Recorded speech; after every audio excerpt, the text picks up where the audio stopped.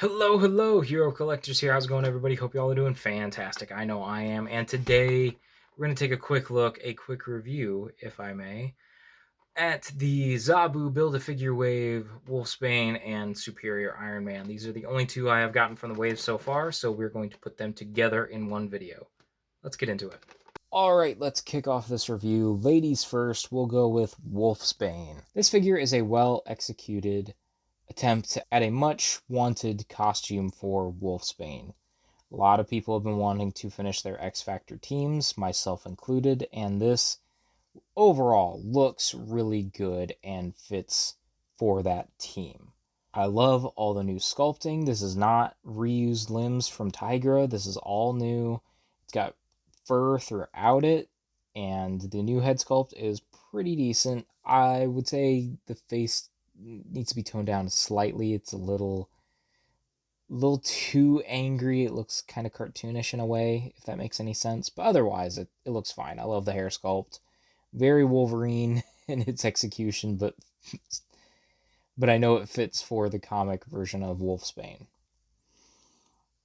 My major complaints with this figure are the articulation points at the knee. It's very limited, so it makes some poses harder to get. And that's mostly down to the fur sculpted on the back of her calf. And then I felt like she needed more torso articulation, particularly an inverted ab crunch along with her diaphragm joint that she has already. It would have made crouching and kind of hunting poses. You know, she's a wolf-esque character. So crouching down is an important pose to get for her, and it was just a little harder to get those looking dynamic when taking photos. If I could have asked for more, it would have been more heads, you know, in alternate ways that she's transforming, because she has like a couple modes when she activates her powers, so maybe some alternate heads would have been nice, but otherwise, I think my biggest complaints are just the articulation points.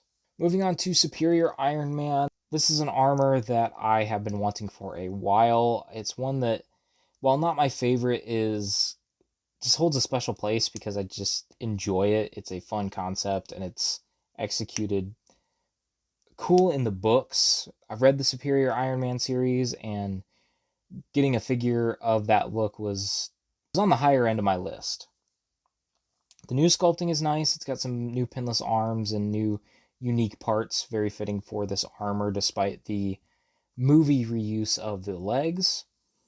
I do like the unmasked head a lot. It's very unhelmeted head. It's still got like the 90s like head sock kind of thing, but it looks really good. It really captures the kind of evil looking nature of this Tony Stark from that era.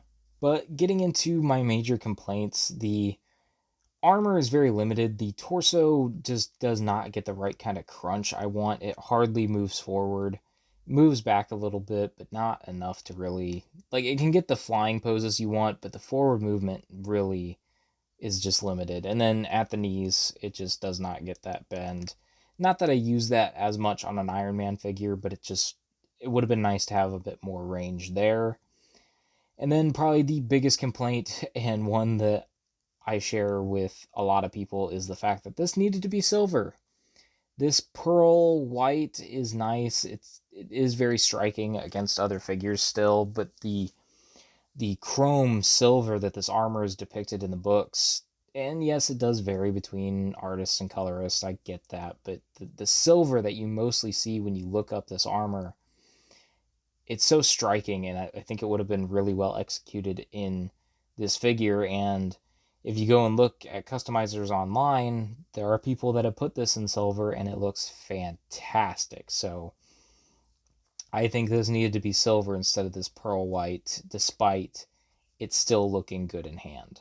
So overall, what are my final thoughts? These are decent representations of looks that I have wanted for my collection, but they just kind of trip over the finish line in execution. Wolfsbane needed just that little bit more range and articulation, mostly in the torso. I can forgive the knee, but the torso really needed more. The Iron Man figure, I would forgive the articulation issues if he was painted silver, but because we have neither, I'm griping about both. So, while I'm still very happy to have them in my collection and they will find their spots to go to, it is just kind of disappointing that they just are that shy of being pretty perfect releases. So the Wolfsbane, I think I'm going to give a 7 out of 10, and the Iron Man, I'm going to give a 6 out of 10. I like the Wolfsbane just that little bit more. But what do you all think? Leave your thoughts down in the comments below. Am I right? Am I wrong? Leave your thoughts. Please be civil. Like, subscribe, and I will talk to you all in another video, another post, another time.